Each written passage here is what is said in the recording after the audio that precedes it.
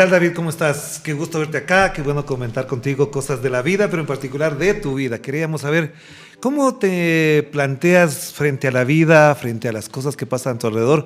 Documentales como el de Paul Guañuna, que obviamente conmueve mucha gente, pero en particular quisiera saber cómo te llevó a ti, cómo te transformó la vida esto, si es que eso pasó efectivamente.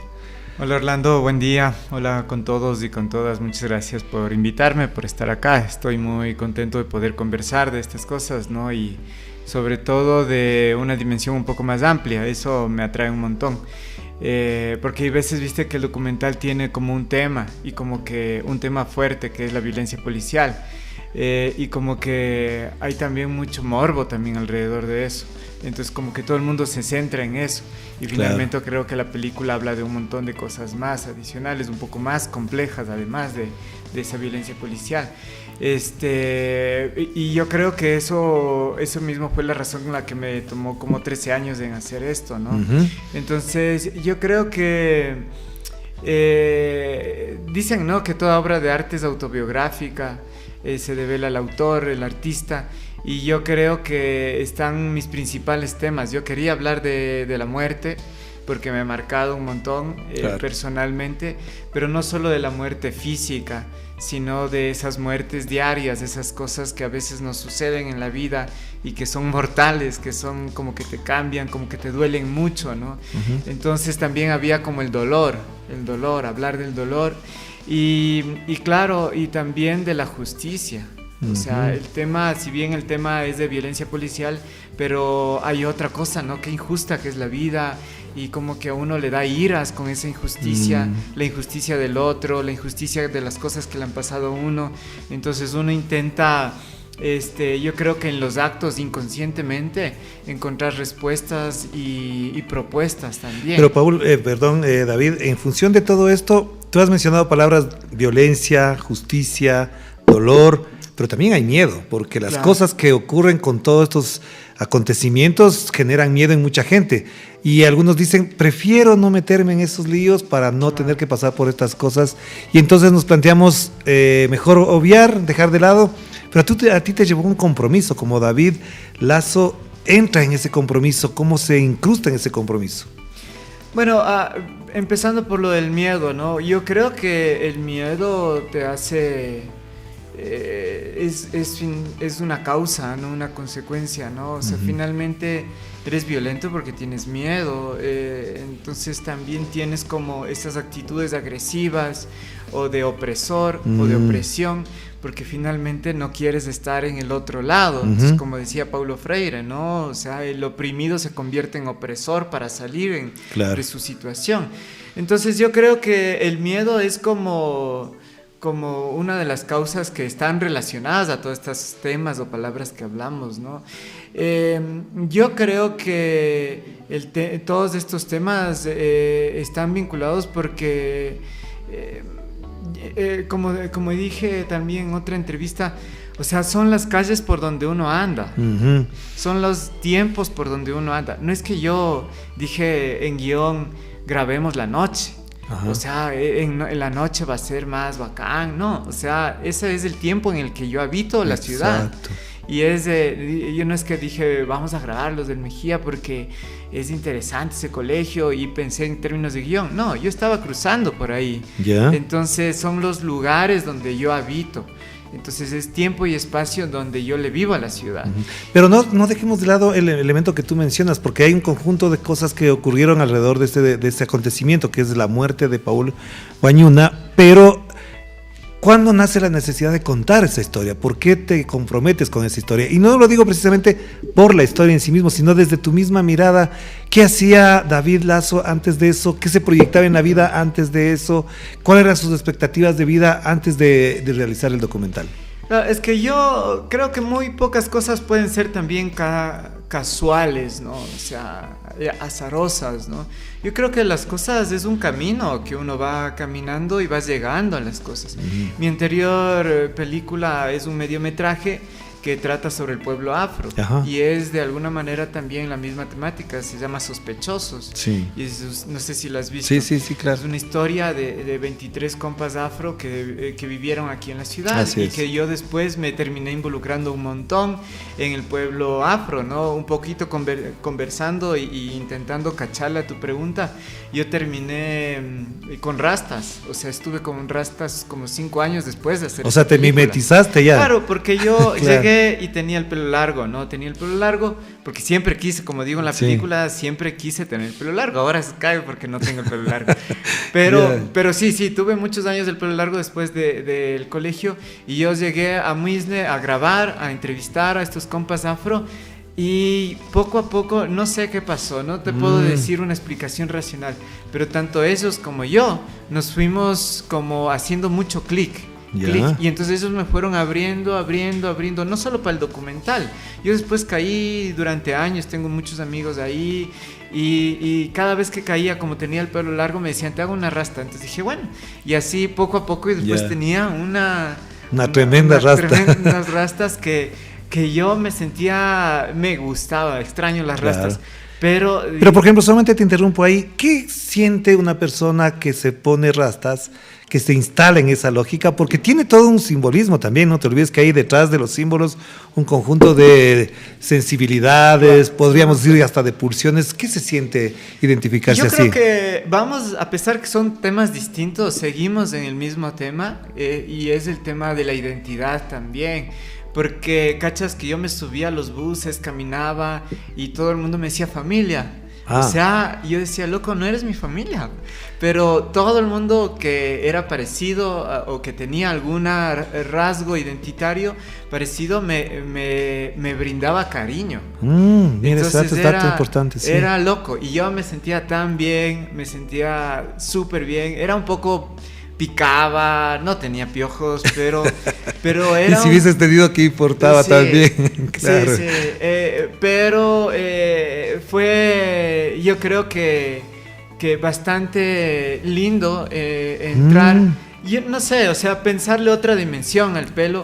Y yo creo que, viste lo que digo en la película, yo quería tener el pelo largo, tuve el pelo largo, luego tengo rastas y luego me metí en otra nota y andaba rapado totalmente, porque me metí en otra filosofía y de hecho que hasta ahora practico. Claro. Pero me parece bien interesante sentir que uno busca quién es.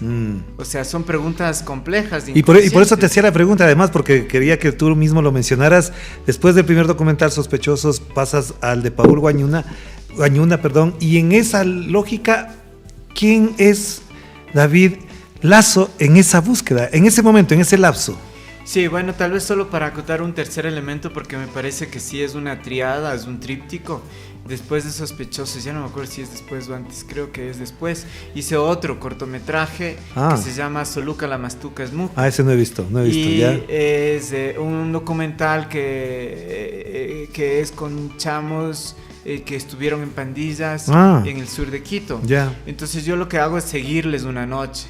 Entonces vivo lo que ellos viven en una noche. Es, por así decirlo, vos dirías, es una pandilla, ¿ya? Pero es un grupo de panas de muchos lugares. Una jorga, como se diría antes, sí.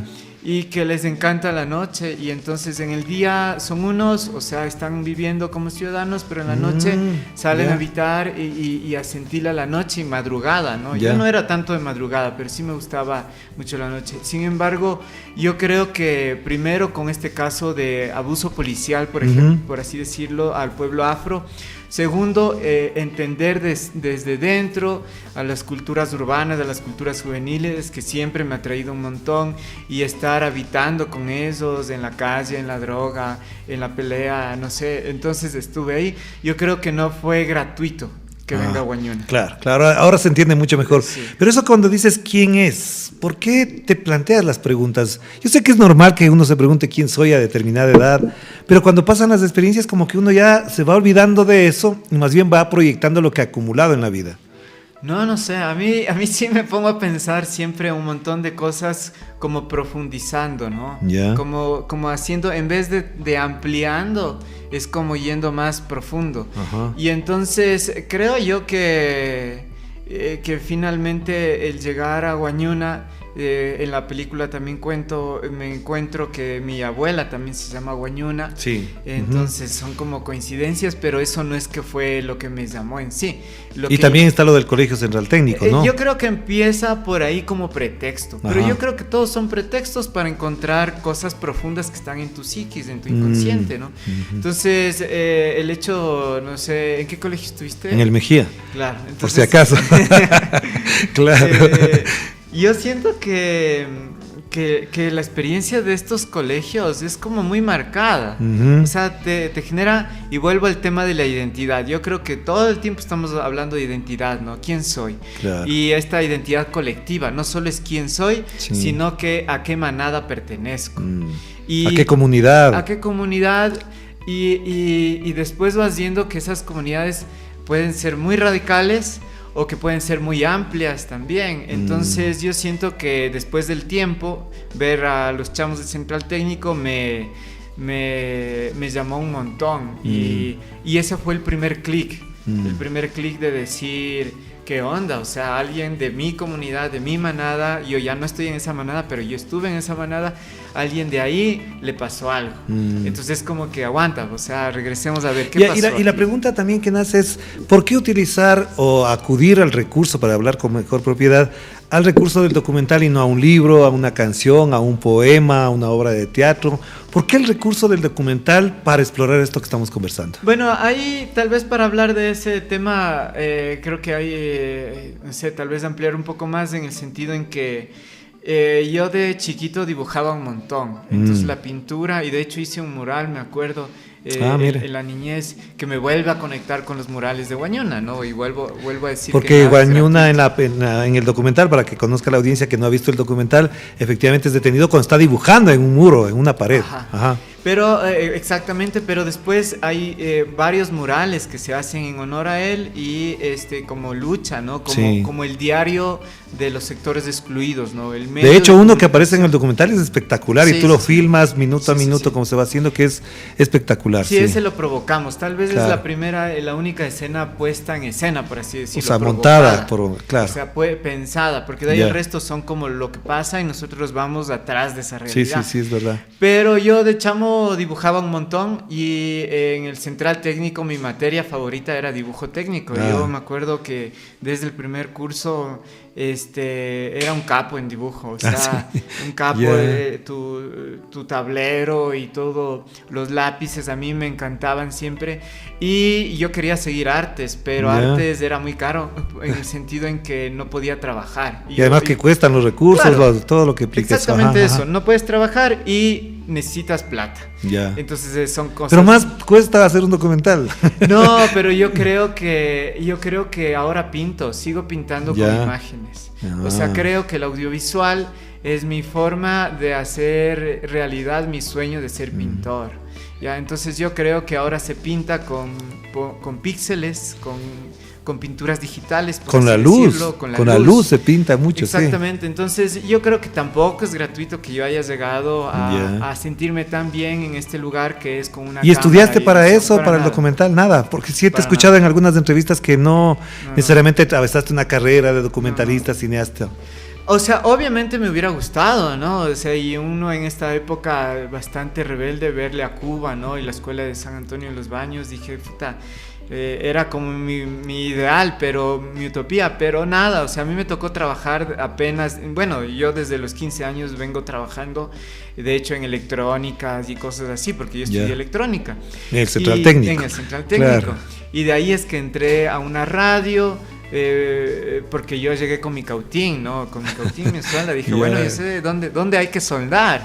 Y nada, me pusieron ahí a editar audios. Dije, bueno, yo edito audios. Y de ahí, de una radio, pasé a un canal y también llegué con mi cautín y nada, o sea, tenía que ahí estar con los VTRs y con las máquinas. Y de ahí fui pasando de lo uno a lo otro. Y esas yo creo que fueron mis escuelas, que yo diría que son malas escuelas, pero de lo malo se aprende también, claro. Porque finalmente la televisión, no digo mala en el sentido peyorativo, finalmente creo que hay que desaprender el lenguaje televisivo pero de ahí aprender el lenguaje cinematográfico. Pero yo no entré al cine por el cine, a pesar de que igual en el arte yo ya estaba metido en teatro, fui zanquero unos 5 años y ahí me metí en Asocine. Y ahí me cabe una pregunta, porque hace pocos días hablábamos con Fabiano Cueva y una de las temáticas que abordamos con él, tú lo conoces, sabes perfectamente quién es. Fabiano Cueva hablaba de los sures, pero no en el sentido geográfico ni territorial, sino de una postura frente a eso. Sí. Lo tuyo también va por esas vías, porque no solamente con los documentales que acabamos de hablar, sino de tu misma condición, me acaba de decir zanquero, etcétera. ¿Te instalas en esos márgenes, entre comillas, en esos sures también? Claro, bueno, solo citándolo al Fabiano, yo no llevo una amistad, no le cacho, pero él es el camarógrafo de tu primer documental, sí. No, de mi primer cortometraje, claro. El corto, ya. Donde yo actué. Mi única obra en la que yo fui actor, ¿no? Ya. Entonces yo tenía 15 años, yo me acuerdo que él grababa y bueno, entonces, pero lo que sí creo, y vuelvo a decir, nada es casual, ¿no? O sea, yo vengo de un sector popular, yo nací en el centro histórico, en la calle Loja, y viví un año ahí cuando era chiquitín, y de ahí mis padres fueron a vivir en el sur de Quito, y toda mi vida, 33 años viviendo en el sur de Quito. Y yo siento que ese trajinar del sur al norte, porque el Central Técnico está en el norte de la ciudad, o sea, primero te da una onda callejera desde que tienes 11 años. Tienes 11 años y ya te toca cruzar toda una ciudad, hora y media de ida, hora y media de regreso. Sales a las 7 de la noche del norte de Quito y regresas a 8 y media al sur de Quito. Imagínate, ahora un niño de 11 años vos no le sueltas. No, le soltarías fácilmente. Claro, pero a nosotros nos tocaba, pues, o sea, esa era nuestra realidad. A mí también me tocaba en una época desde Cotocollao hasta el Mejía, madrugar temprano, y a veces nos quedábamos de largo también en el colegio, y el recorrido también me acabas de botar una imagen de la memoria. En ese recorrido además hay una lectura de la realidad social de esta ciudad de Quito en particular. Uno se va como conectando con ciertas imágenes de lo que es esas transformaciones que ha vivido también la ciudad, no solamente desde el punto de vista social, sino también arquitectónico y hasta político. Yo creo que ahorita que me haces pensar, porque yo ahorita estoy haciendo un proyecto con yerbateras en el mercado de San Roque, al ladito del mercado de San Roque, donde era el Central Técnico. Sí, ahí era. Entonces yo ahorita me pongo a hilar cosas y a conectar, porque yo siento que uno como centralino está como desubicado en ese lugar geográfico. Ya. Porque al frente tienes la Eufrasia, al lado más allá tienes estaba el Anderson. Estaba el Anderson, más allá está la Condamine, y estás en una serie de centros comerciales, casas lujosas. Es una zona súper residencial. Con otra estética. Vos ves casas tan lindas, todo ordenado. Autos limpio, de lujo circulando por ahí, claro, sí. Y chicas, ¿no? Las de Eufrasia, Las de la Condomina ni le veíamos, ¿no? O sea, estaban encerrados ni le veíamos. Pero las de la Anderson, Entonces, yo siento que sí estábamos como muy desubicados. Sí. ¿Qué hacen una serie de centralinos? Porque, bueno, guaypero es el apodo, pero que se les decía más a los mecánicos. Sí. Sin embargo, a los electrónicos, como parte de centralino, nos caía el apodo, a pesar que decíamos, no, nosotros no somos guayperos, nosotros no usamos guaype, nosotros no nos manchamos. Porque los electrónicos éramos como los aniñados del Central Técnico. Sí, es verdad, sí. Porque, ¿cachas? Es la nota técnica, electrónica. Un poquito más sofisticados frente a los otros, sí. Y yo siempre creo que me llamó la atención eso. Mi hermano siguió mecánica, mi padre es sastre, mis abuelos son carpinteros y albañiles. Entonces yo vengo de un entorno artesanal, sindical. De hecho, mi padre... Popular. Absolutamente popular, sí. Entonces mi padre fue dirigente sindical, dirigente artesanal, y yo iba pues a los reuniones de los sindicatos de sastres, choferes, carpinteros. Y perdón que te diga esa pregunta, ¿y eso te hace de izquierda? ¿Te coloca en la izquierda políticamente o no? Yo creo que la izquierda es como el lugar en donde uno se ubica por antonomasia. Uno está ahí así no quiera estar, porque uno vive en esos lugares, porque uno vive las situaciones de exclusión, y me ubicó. Yo Claro. siento que me ubicó mucho con la camiseta o con la bandera de izquierda. Sin embargo, yo creo que esas mismas identidades y esas mismas comunidades, esas mismas manadas, por ejemplo, la manada de la izquierda, a mí ahorita ya no me convence por completo. Ni Ya te no sientes representado no tampoco. me es suficiente. Ya. No me es suficiente. Cuando veo que en las demandas, en las 10 últimas demandas de la CONAIE no había la palabra agroecología, y yo digo, ¿qué onda? O sea, ¿cómo se puede ser de izquierda sin estar con un compromiso ecológico con la tierra? Ajá. Entonces, ahorita yo en otra entrevista decía, ¿se podría vivir sin camiseta? ¿Se podría vivir sin bandera? Y yo digo, es difícil. Claro. Pero yo creería que a mí ahorita hay una bandera que es más, obviamente que nace en la izquierda, pero creo que es incompleta si no veo que... ¿Cuál es esa? ¿Cuál es el sentido de identidad con la tierra y con la ecología? Con la naturaleza, Con la ambientalista, ecologista. Absolutamente, Ya. absolutamente. O sea, de regeneración ecosistémica y social, diría Claro. yo. Hagamos una pausa entonces, David, para volver enseguida con el análisis, no precisamente político ni tampoco periodístico, sino de la vida que nos convoca a conversar con personajes como David Lazo, que efectivamente lo conocí a través de un documental, de dos documentales en realidad. El primero lo vi casi como que desaprensivo y después me quedé conmovido muchísimo con el documental de Paul Guañuna, que creo que deben ver todos porque además de sensibilizar, refleja una realidad bastante cruel y por otro lado también muy de las entrañas de esta ciudad de Quito, a la que queremos incluso hasta a veces con broca. Hagamos una pausa.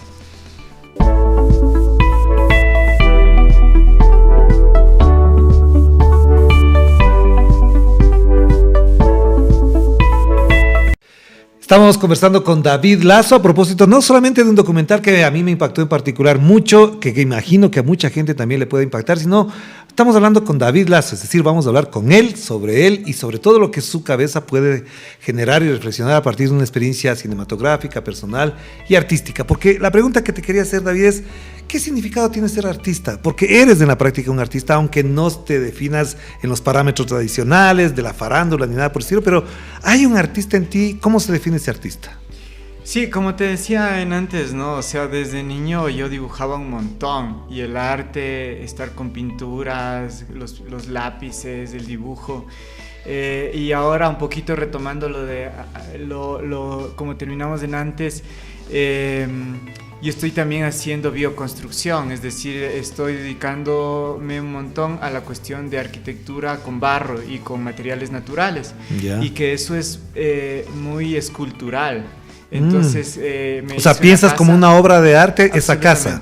O sea, yo aprendí esto, me construí mi casa y esto es con barro, ¿no? Entonces es hacer con barro tu casa. Y eso no es otra cosa que la escultura, ¿no? Ah, mira eso, qué bueno. Entonces, siento y por ejemplo, ¿cómo imaginas en esa construcción el espacio donde tú quieres dormir, descansar? ¿Cómo imaginas una escultura ahí? Claro. O sea, dicen que cada casa igual se parece a los dueños, sí, ¿no? La que uno construye, claro. Claro. Y en la que uno es feliz o se identifica, ¿no? Finalmente. Sí. Entonces, yo creo que es así, parece una casa bastante rústica. Estoy metido ahí en la montaña, en el Ilaló, sí. Bastante... algún día te vamos a tener que visitar entonces para ver eso. Sí, es bacán. Claro. Y entonces ahí es imposible cuando estás ya conectado con las plantas, con los animales, con el silencio. Con el silencio también y también con el sonido natural, por así decirlo. Yo siento que, no sé, pues hay más o menos, yo ahora en esta edad, sí siento que es como que uno se va, no sé si te entiendo lo que decías en antes, ¿no? Es como echando raíces. Es que es como que uno... Pero no que te estás avejentando. No creo. No, pero me refiero a que como que cuando uno es chamo, uno busca mucho volar. Claro. Busca mucho aire. La búsqueda mismo es una acción de movimiento en la cabeza, en el cuerpo, en las ideas. Es conocer gente, conocer lugares, andar, y fui bastante andariego. Y ahora siento que estoy bastante en tierra. O sea, y de hecho no solo metafóricamente, no siembro mucho. Y con familia, hijos sí, y todo lo demás. Ajá. Bueno, sí, con mi pareja estamos ahí, tenemos un proyecto permacultural ahí y sin duda la nota de que tal vez el arte, ahí tiene muchas cosas que ver, ¿no? Creo que la mayor obra de arte es la naturaleza, no es una cuestión de poesía. Y además que surge real. una cosa que te quiero comentar nada más, es esa naturaleza surgió del caos. Es decir, no es que hay alguien que planifica, sino que el caos va construyendo, así como cuando entras en la naturaleza ves que hay una quebrada, algo que es aparentemente caos, y ves un universo, un microcosmos, un microuniverso ahí.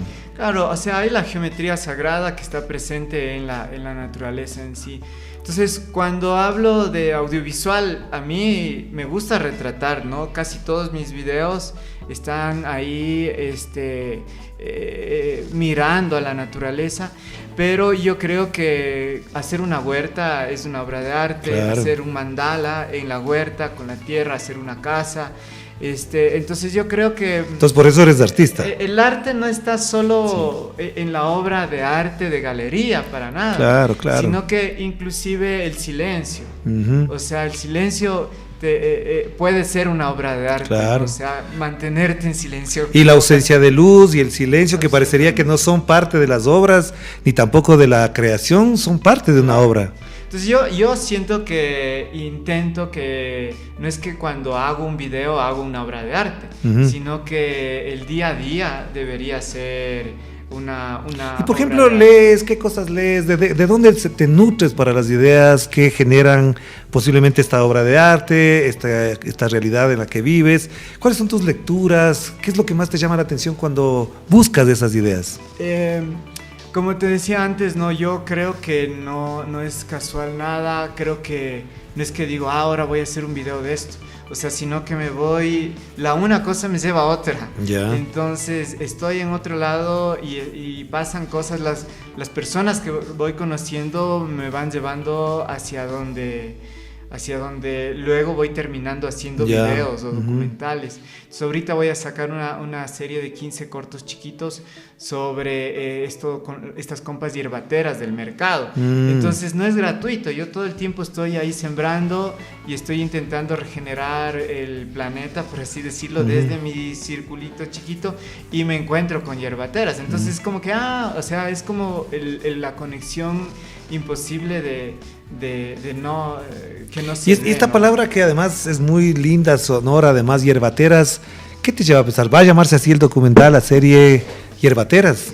Sí, o sea, yo me imagino que tarde o temprano tengo tanto material y súper bien como para hacer un buen documental sobre las hierbateras, pero estas son pastillas más para redes. Sin embargo, claro, se llama, es un proyecto que se llama Volver al Mercado. Entonces, qué bonito que haya salido esto, porque yo creo que después de Guañuna, que es una película súper fuerte, compleja. Que impacta, que duele además, sí. Los adultos salen, una amiga me dice, salimos licuados. Sí. Los adultos salen destrozados, preocupados, temerosos, cabreados. Los chamos salen, en cambio, después de ver Guañuna, salen como con energía, con iras. A dar pelea, a dar pelea, sí, pero, sí. Pero en cambio los adultos salen, o sea, con miedo. Y ahora los chamos, mis hijos, ¿dónde están? Y además te cuento una cosa que he comentado con dos otras personas que han visto. Si nos hubiese pasado algo parecido a la edad que tenía Paul Guañuna, posiblemente éramos igual de víctimas. Y hemos sido víctimas, porque tú sabes, en el Mejía las peleas de todos los callejeras se daban en esa dimensión, te agarraban de los pelos, de la melena, te pegaba la policía, y en algún momento podíamos haber sido víctimas también de lo mismo. No, claro, de hecho a mí me agarraron los chapas igual una vez. Yo creo que eso es lo que pasó en Zambisa. Cuando proyectamos en Zambisa, los chamos estaban, los amigos de Paul estaban petrificados, había una neblina y era como medio mágico todo, ¿no? Porque había una neblina y no nos veíamos. Solo nos escuchábamos. Claro. Y solamente veían la proyección, digamos. Sí, pero se acabó la proyección, vimos y empezamos el conversatorio, hicimos una proyección en el estadio. y todo el estadio estaba lleno de neblina, no se veía nadie y solo escuchabas que alguien hablaba por allá, alguien hablaba por allá. Ah, ¿y no filmaste eso por si acaso? No lo grabé, no, yo estaba ahí conversando. Hay fotos y son lindas fotos, pero y ellos decían, o sea, nos destroza porque esto sabíamos desde que pasó, o sea, era cualquiera. O sea, era Paul o era cualquiera de nosotros. Porque son dos, además, los que detienen ese día, ¿no? Cristian se llama el otro chico. Pero aparte, en sí, así no hayan sido a ellos dos, cualquiera, como tú dices, en cualquier época, de hecho pasa todo el tiempo. Claro. O sea, y te quiero preguntar, por eso quería llegar a este momento de la conversación, porque casos como el de Paul Guañuna, el caso de los hermanos Restrepo, el caso de la hija de Elizabeth Otavalo, la abogada María Belén Bernal, están mostrando algo que lo comentábamos a la salida del documental, es que hay una policía que no nos sintoniza con nosotros, con el sentido, digamos, primero democrático de una sociedad, segundo con el sentido de respeto a la libertad de los demás, pero además ustedes hacen, mejor dicho, tú haces en el documental una cosa que es muy importante, son esos policías que están en los mismos pueblos, que pueden haber estado en Zambisa, que pueden, es decir, son personas del pueblo las que cometen esos delitos. Sí, es un tema bastante complejo, ¿no? Porque finalmente vuelvo a la frase de Freire, ¿no? Que es el oprimido se convierte en opresor para salir de su situación de exclusión, ¿no? Es como la salida. Sin embargo, yo creo que el tema de la policía, bueno, cómo me ha cambiado también, me hacías esta pregunta al inicio, el tema de la película. Yo siento que en esta etapa de los foros y de las conversaciones ha habido como una comprensión más integral, es decir, la película no se acaba cuando salen los créditos.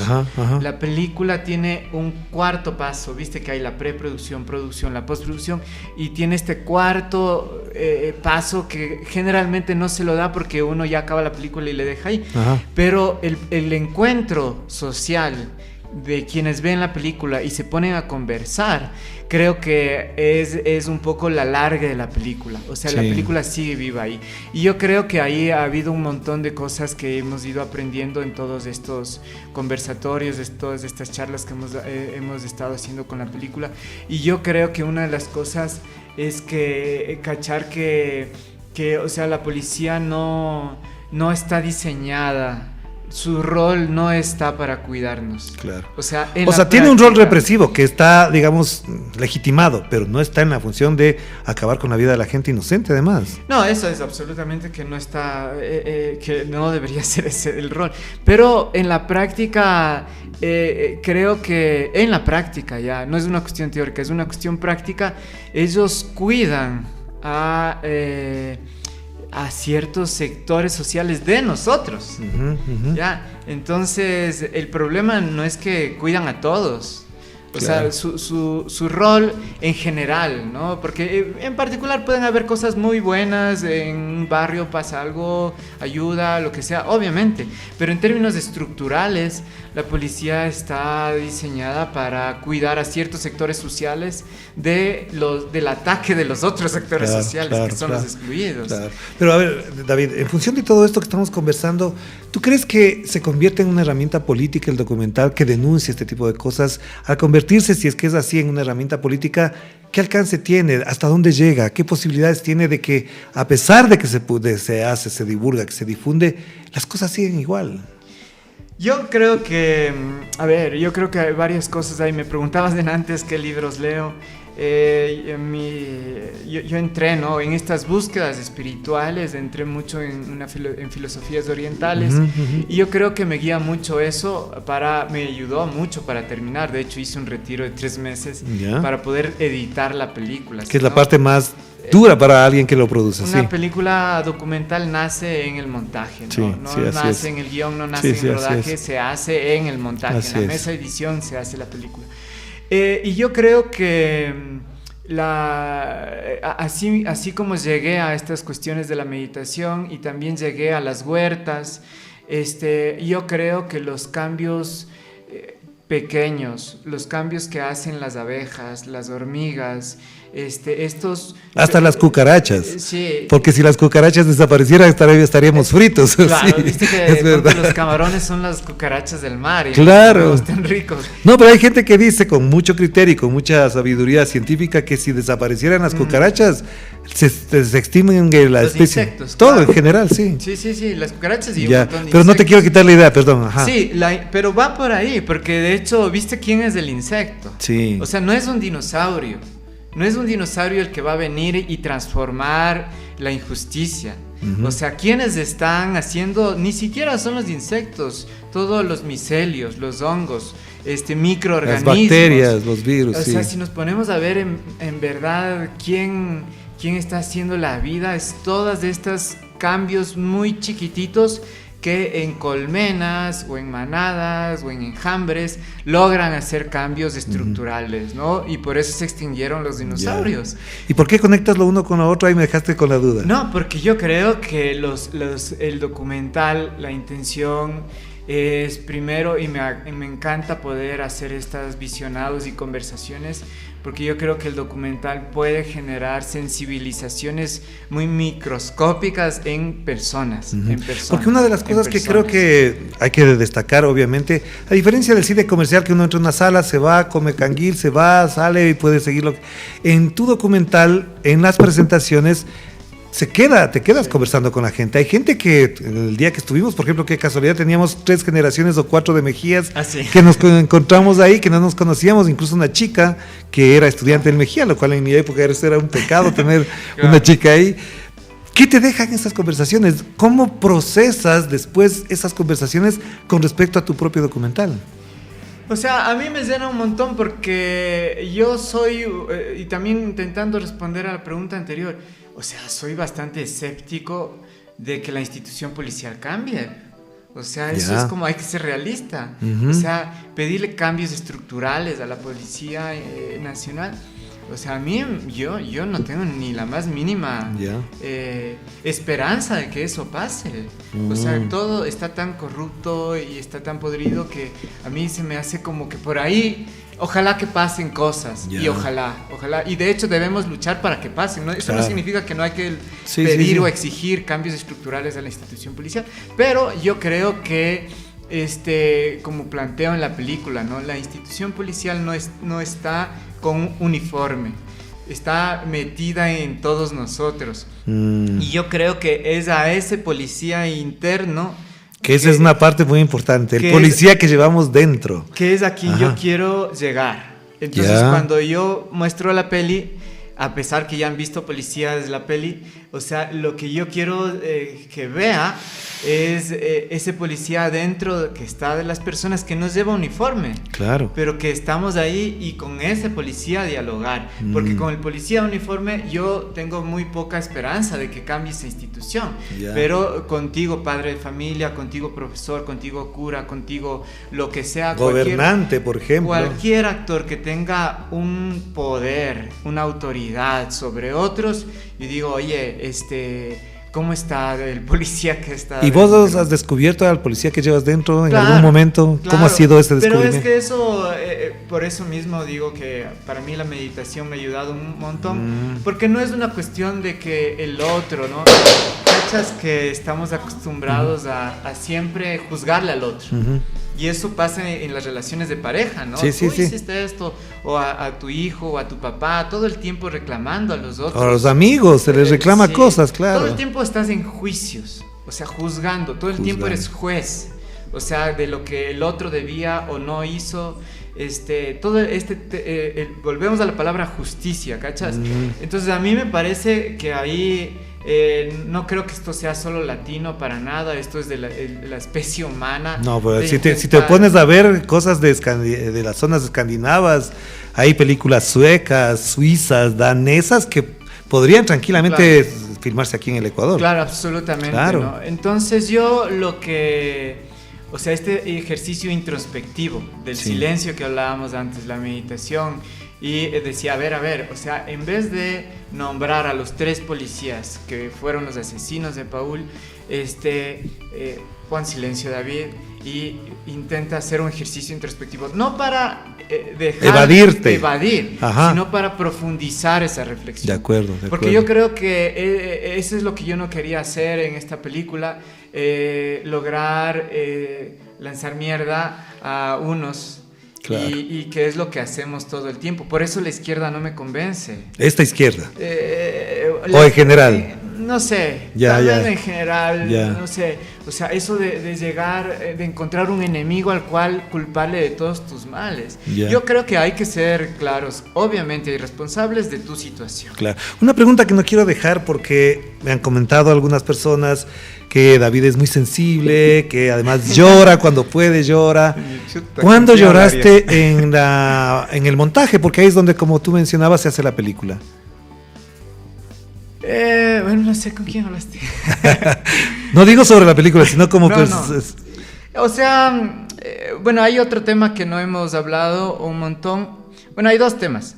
Yo creo que la otra razón por la cual yo empecé a hacer la película era porque yo tenía, mi chamo tenía 5 años para ese entonces. Sí. Entonces ver que le matan al hijo de alguien y que yo estudié en el mismo colegio, ando por los mismos barrios.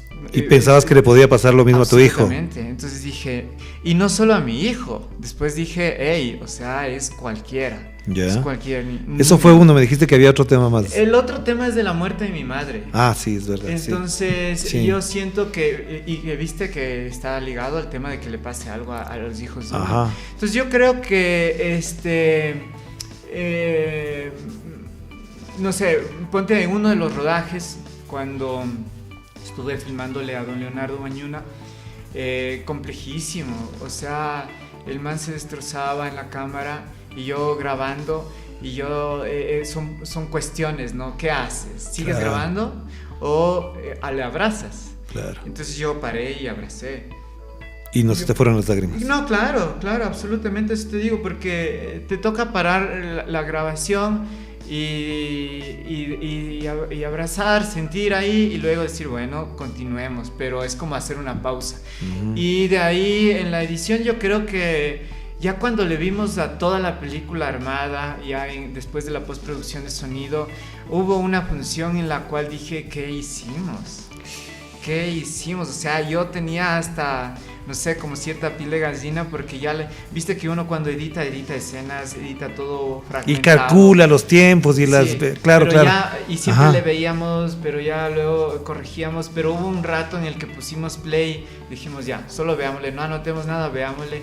Y estábamos con el que hizo la mezcla final, el José, y estábamos con el músico, estábamos con mi pareja,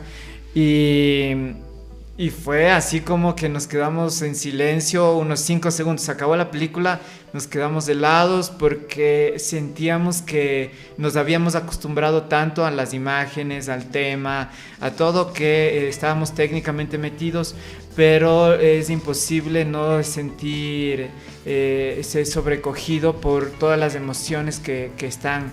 Y de hecho, viste que la gente llora, ¿no? Sí, por supuesto. O sea, llora durante la película y te quedas destrozado después. Sí. Entonces, que no era mi intención. Claro. No tal cual me pasó, no sé si te pasó a ti con el documental de María Fernanda Restrepo, sobre los hermanos Restrepo, que nos sale muy mal, o sea, sale muy mal. Sí. Claro, y esa tal vez sí es una función del cine. Yo me acuerdo que vi también otra película mexicana que se llama La Zona.